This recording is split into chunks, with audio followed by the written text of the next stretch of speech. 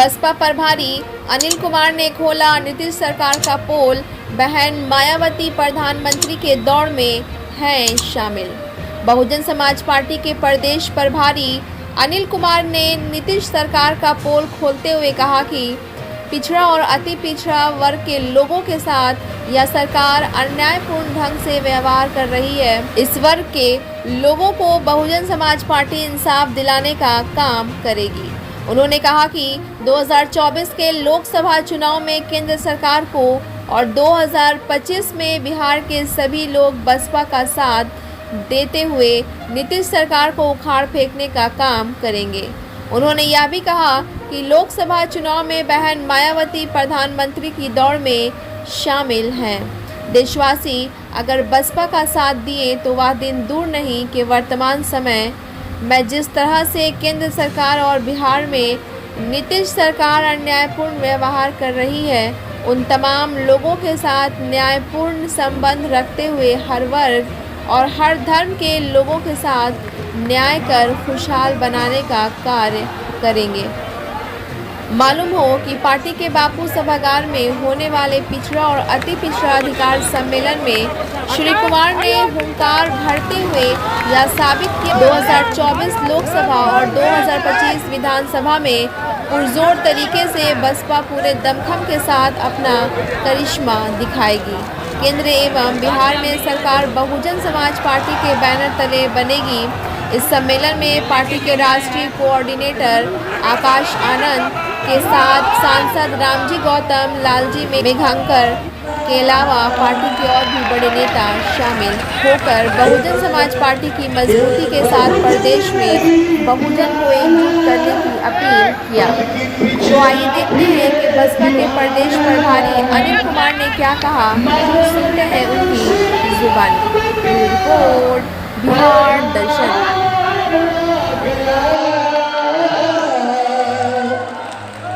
PM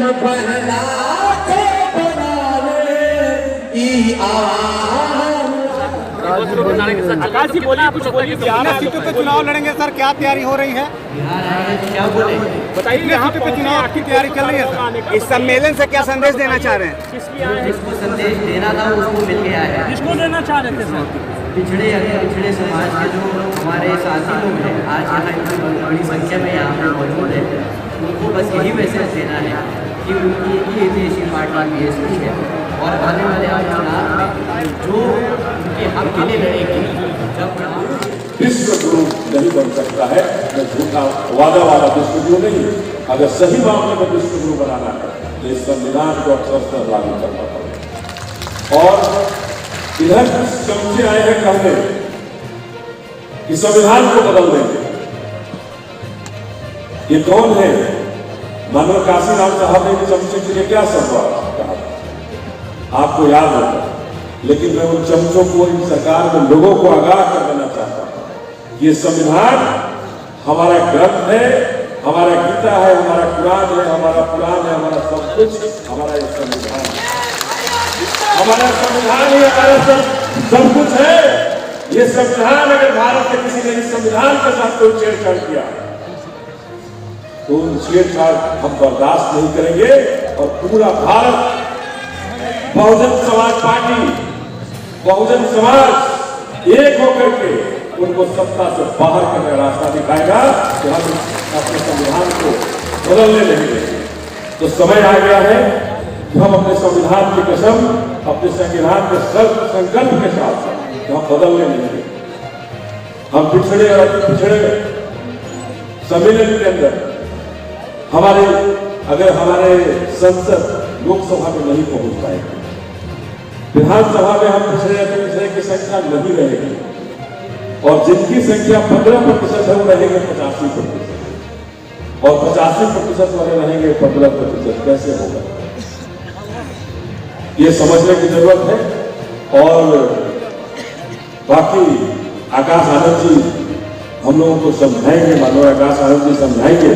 बस मैं बहुत ज्यादा नहीं करके बोलना तो बहुत कुछ चाहता था, लेकिन आकाश जी को बोलना है, हम लोग उनको भी सुनने आए हैं, हम लोग तो फिर बात कर लेंगे, लेकिन हम लोग उनको भी सुनना है।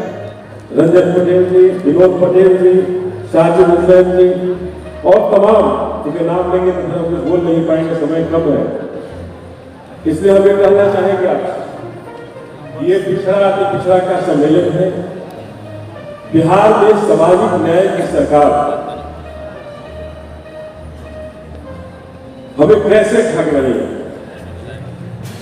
सामाजिक न्याय की ये सरकार, चाहे वो नौकरियों के अंदर आरक्षण की बात हो, हमें पढ़ने की बात हो, हमें राजनीतिक रूप से संसद या विधानसभा में जाने की बात हो, कैसे ये हमें ठग रही है, कैसे हमें रोक रही है, इसके लिए हम सबों को जागरूक होने की जरूरत है।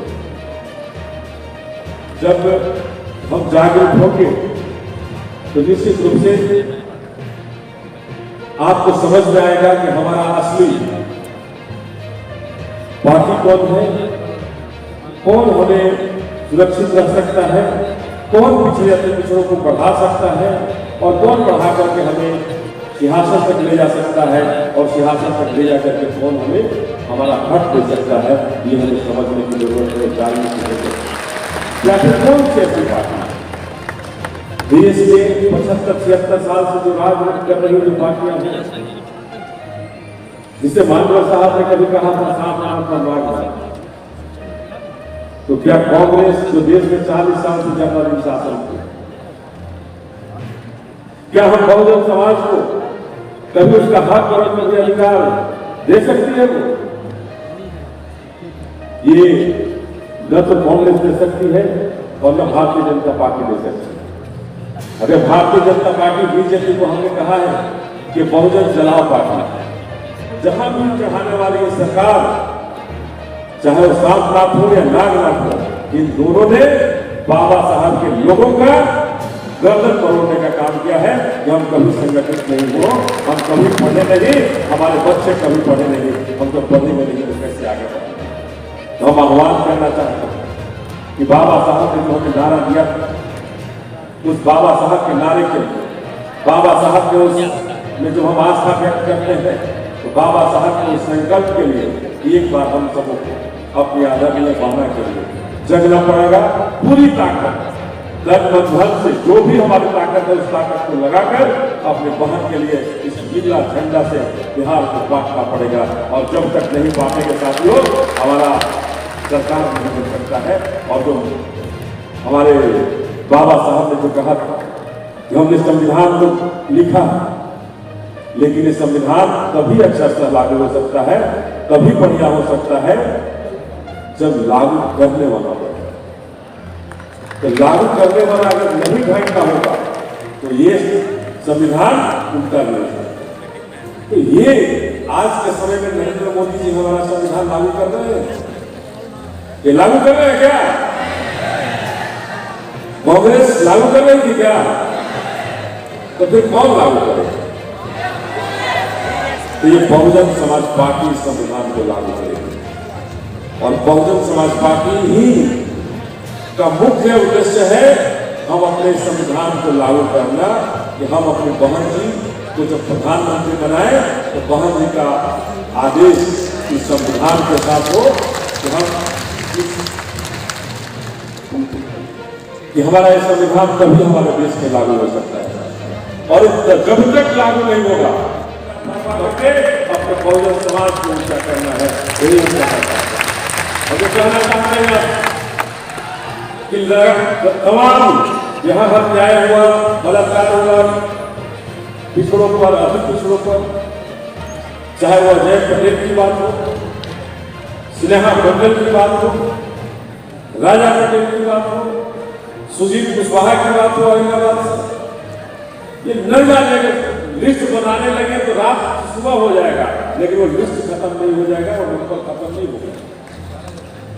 दर्जन सैकड़ों हत्या और बलात्कार हुए पिछड़े के, अति पिछड़ों और दलितों के ऊपर, लेकिन न्याय कहां मिला? अगर सुशांत सिंह राजपूत की बात आती है तो रातों रात सीबीआई का नाम, और जब दलित मारे जाते हैं, पिछड़े मारे जाते हैं, अति पिछड़े मारे जाते हैं, तो हमारा जांच बिहार पुलिस भी नहीं करता। और आश्चर्य होता है कि अधिकांश जांच को एक्सीडेंट का रूप दिया जाता है कि ट्रेन से एक्सीडेंट हो गया, तो बस से एक्सीडेंट होता है। हुआ होता है कि नहीं होता?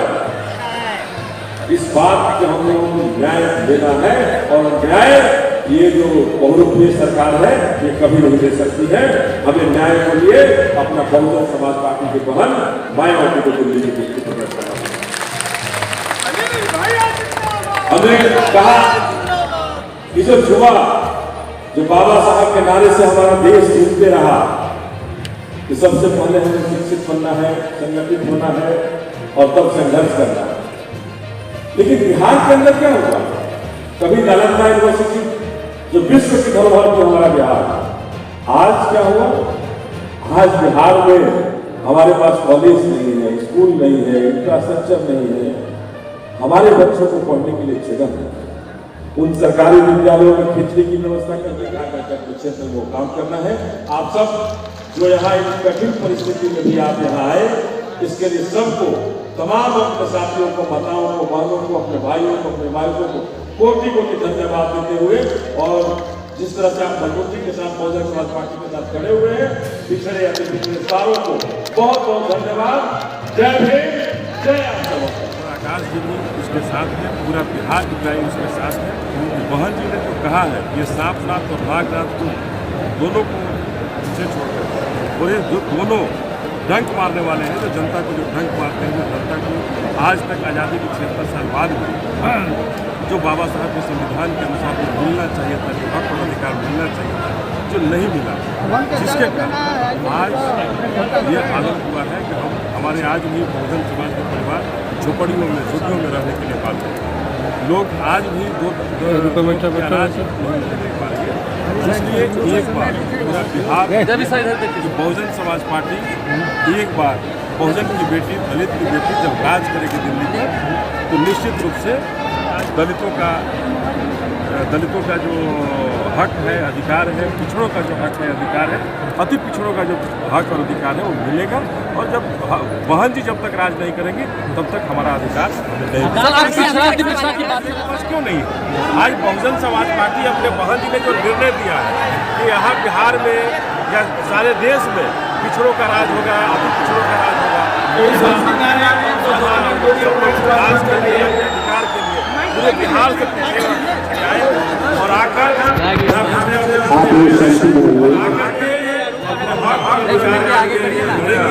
और बहुजन समाज पार्टी के जो हमारी नेता है, जो नेत्री है, उनको हम आगे बढ़ाएंगे।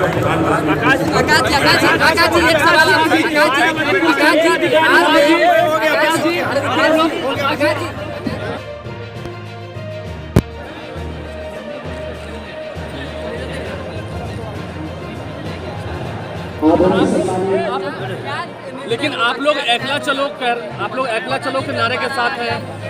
आप उधर माइक उधर कर दीजिए सर, माइक उधर कर दीजिए, माइक सब उधर कर दीजिए। एक मिनट सर,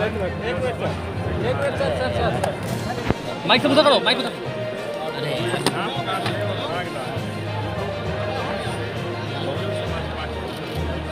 माइक को उधर तो सर